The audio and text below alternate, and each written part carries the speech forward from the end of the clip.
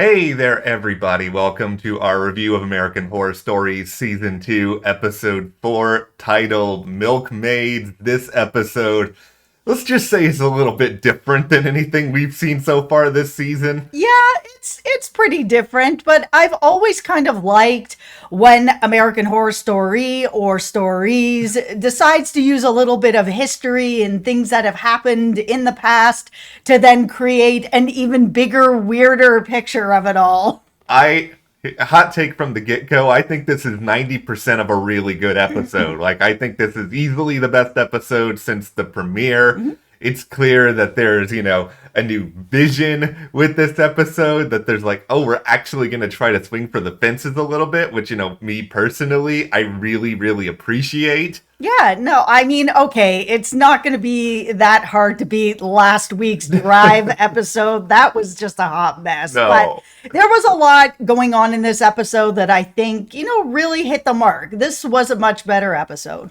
All right, well, before we move forward and try to get into everything from the cow with the magic milk and a whole lot more, go ahead, hit that subscribe button. We are here talking about horror stories, the entire franchise moving forward, and we do not want you guys to miss that, and we love hearing what you have to say. And thank you to everyone who's been checking in on my bunny, Miss Fifi Fontaine. She got spayed on Monday, and I've had updates over at our Instagram, which is Matt and Jess TV. She is doing really well.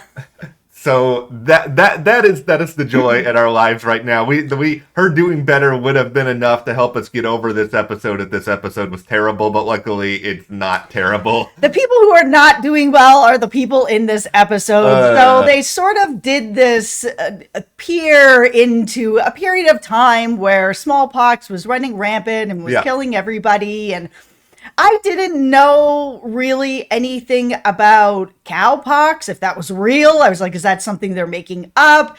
It's not. It actually is part of helping to cure what was going on. I thought that was pretty neat. And I've always liked when they do stuff like this, where they take a little bit of history and throw it in, but then they have people eating people's hearts. I haven't seen anything about that online. I'm assuming that's their little twist on just the idea that people were very panicked, willing to do anything to stop this from, spreading to themselves, to their family. People were really desperate. Is this something that happened back then? I don't know, but it did in the show, where all of a sudden people were digging people up and eating people's hearts because they were afraid they were going to come back as zombies. I mean, there was a lot happening, but I will say, I don't know if this was on purpose. I feel like it was, that the cow was named Cammy, and one of the people that really helped during the whole smallpox thing was Calamity Jane. She was immune, and she was out there helping people as much as she could out in Deadwood. So when I heard that the cow was named Cammy, I was like, I hope that's a nod. I feel like that's a nod. I feel like that's a nod too. This episode was written by Our Lady J. This is the first episode of Horror Story or Horror Stories that she's done, and I feel like she came on this show. She worked with Brian Murphy before with I got this big idea about cowpox, and I'm gonna bring all these different elements to it. Just like that Calamity Jane thing, which I didn't even think about. It shows an element of care behind this story, and not to sound too cynical here, but it's just Horror Story. I know you've been on the air for a franchise for over a decade, but I just want you to care. I want you to try to do something you haven't done before, and this at least does that. Yeah, it felt like they really took a chance in this episode. They sort of had this religion, versus science. And then, of course, the horror element of, we're really desperate, we'll try anything, where you have a whole congregation out digging people up and eating their hearts. And just that panic of, I'm sure, what it was like at that time to go through something like that. I mean, we saw this main character who had lost, multiple people in his life, and everyone was suffering with that he brings this idea to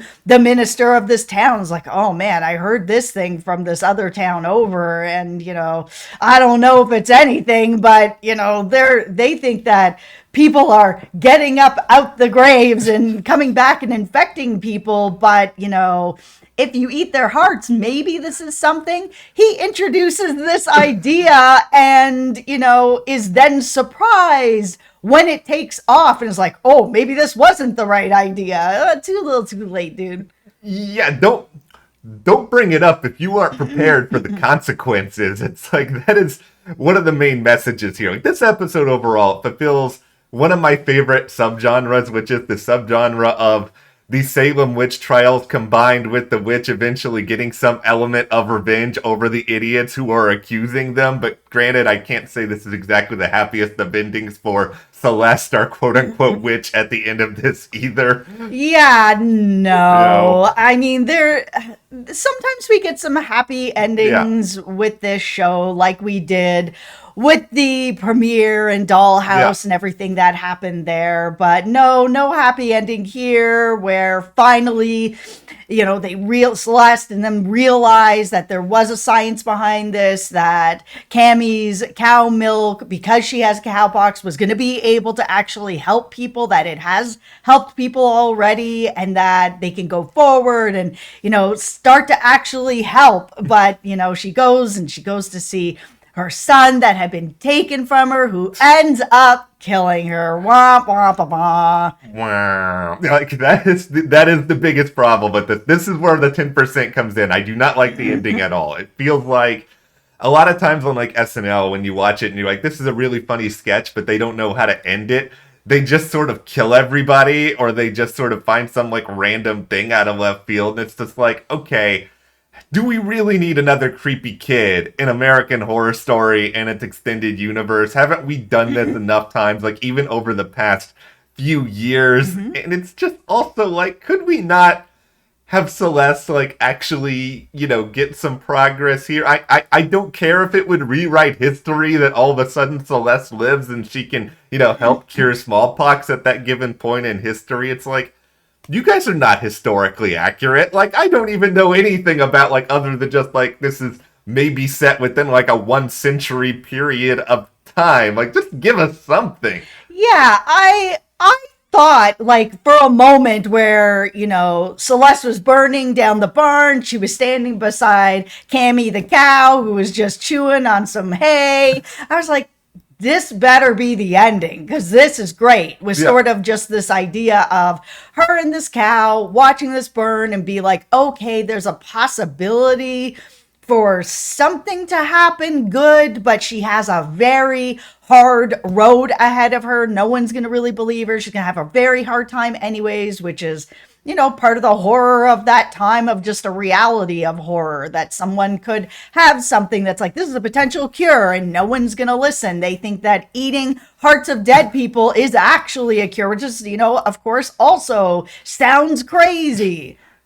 Okay, this is the other hot take here, because it's just like everything you just mentioned. Like, there's some really compelling ideas in this episode, and there's some interesting themes. I mean, you've got like that quote-unquote zombie element. You've got this idea of like false beliefs, and it's just like, could you just go back in time, cancel Drive, make sure that episode never airs, and instead just give us 2 episodes about this? I know that defeats the purpose, but you guys gave us like 3 episodes of freaking Murder House last season. It's just like, this actually needed more than 1 episode, because like some of these like swings kind of near the end just sort of came out of nowhere and were a little bit rushed because they didn't have time.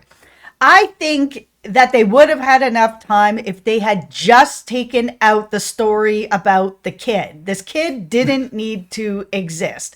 He's spying on people, the writing for him just kind of wasn't there. Like, yeah, he was a little bit creepy and, following the letter of the Lord in this particular, town and what was going on. And it just wasn't enough. He didn't get enough. And I just feel like if they had just taken out the ending where he kills Celeste, and it's just add just a little bit more of that like last final sort of confrontation with the minister, with the father, with everything that was going on, that could have worked out even better and brought this from like a 9 to a 10. I really enjoyed this episode. Yeah, it was thoroughly enjoyable. Like, yeah, to me, it wasn't necessarily that scary, but I don't need Horror Story to be, like, full of jump scares all the time. Like, you know. I don't know, man. The smallpox are pretty scary to me. That's true. It's true. There's no smallpox, like, around the corner yelling boo at me. I didn't feel my heart beat faster, but you know what?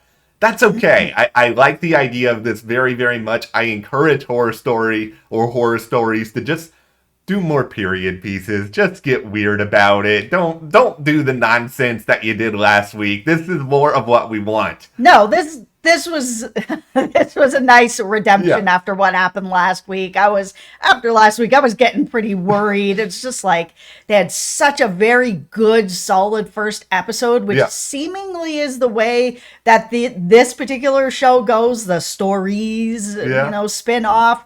First episode of season 1, great. First one, this great. And then some really questionable stuff in the middle here. But they took some big swings with this episode, and I think they hit a lot of them. It was interesting. I like that mix of real history with some strangeness and horror. And it was good. Satisfied. All right. Well, we are leaving this episode on a good note, and hopefully you guys will keep it going. But hit that subscribe button so you don't miss any of our upcoming reviews on horror stories or Horror Story, and we will see you here next time.